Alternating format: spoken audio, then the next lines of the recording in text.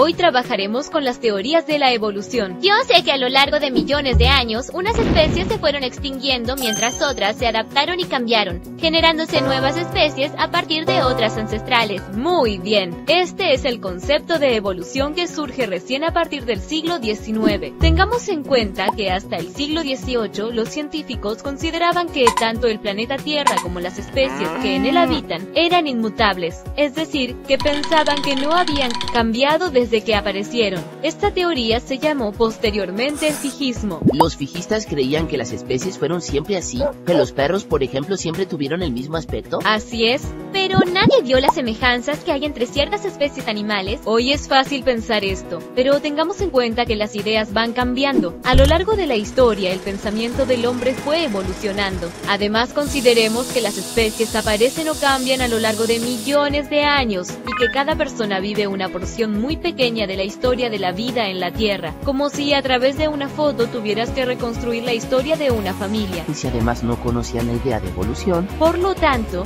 no es ilógico pensar que incluso hoy, quien no haya escuchado hablar nunca de evolución, pueda pensar igual que los fijistas. Uno de los más reconocidos fijistas fue el naturalista sueco Carl von Linné, más conocido como Linneo. Él dejó una frase famosa que dice: tantas especies podemos numerar como diversas formas fueron creadas al inicio.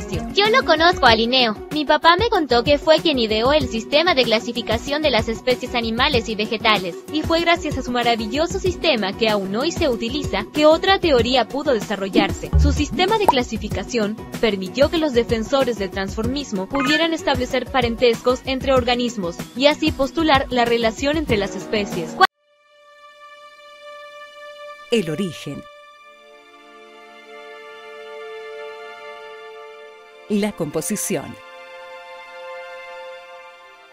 La arquitectura. Y el surgimiento de la vida en este pequeño punto en el cosmos. Así como los cambios que nuestro planeta ha experimentado a través del tiempo y su interacción con los demás cuerpos del sistema solar y el universo. Misterios inagotables de la curiosidad humana sobre el objeto de estudio de las geociencias, la Tierra. Exploremos juntos y aprendamos de la naturaleza, el segundo libro de Dios. Bienvenidos a Punto Geo.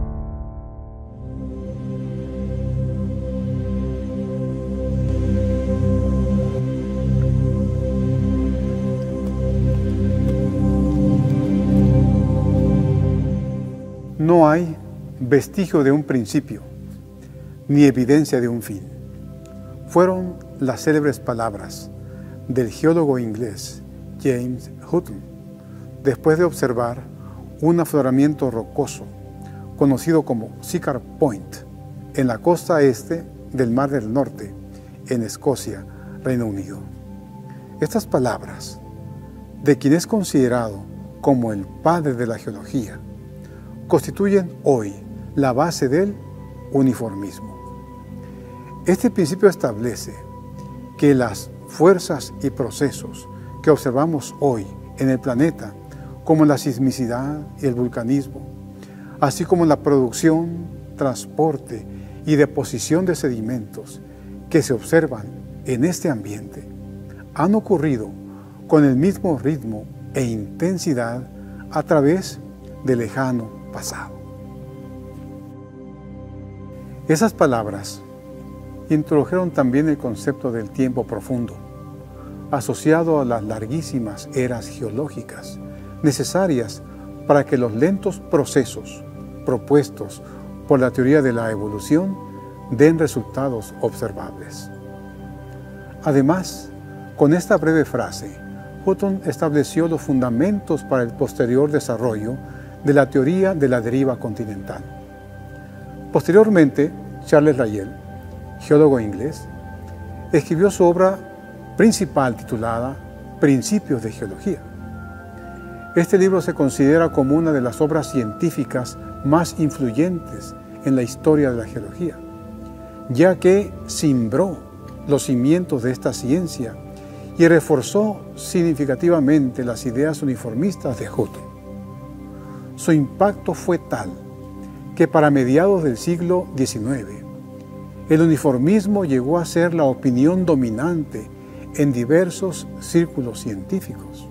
Cabe decir que este libro fue parte del equipaje más preciado de Charles Darwin durante su viaje alrededor del mundo, pues esa obra le proporcionó un fundamento científico para hacer de las largas eras geológicas un elemento esencial para sus ideas sobre la evolución de la vida.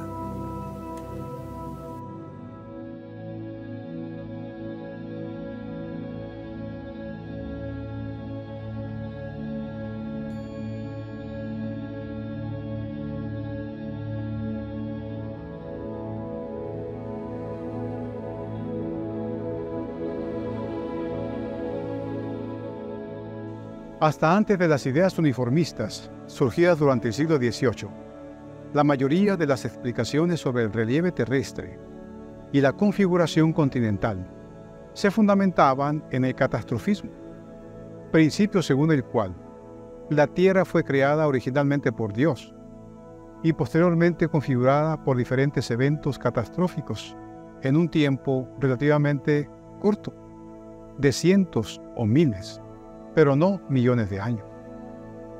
Desde esta perspectiva, el diluvio del Génesis era el principal agente modelador del relieve terrestre. Uno de los más destacados investigadores en la corriente catastrofista fue el francés Georges Cuvier, considerado también como el fundador de la paleontología.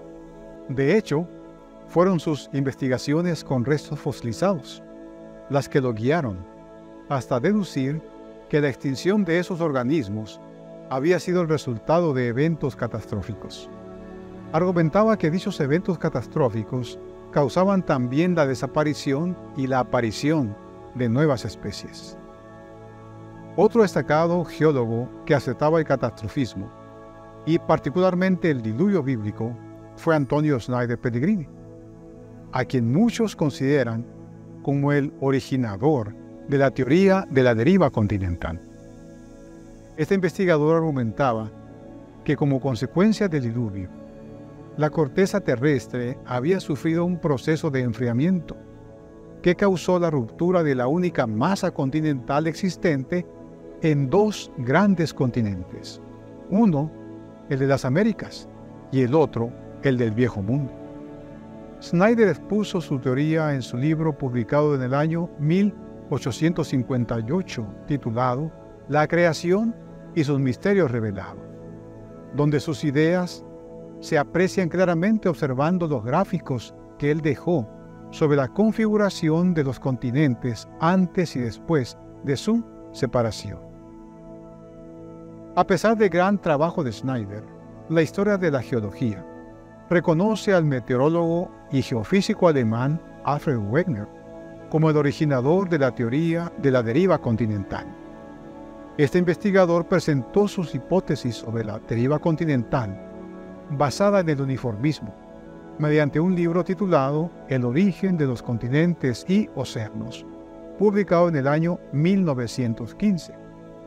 Este volumen presentaba argumentos geológicos, biológicos, paleontológicos, geofísicos y paleoclimáticos, que constituyeron un fuerte sustento para sus ideas.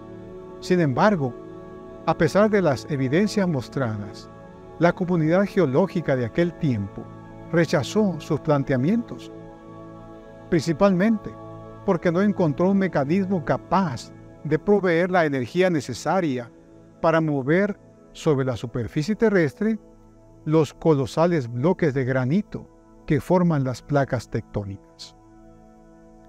Wegener murió víctima de una tormenta en el Polo Norte en el año 1930 y parecía que después de su muerte, sus ideas no encontrarían ninguna repercusión en el futuro de la geología.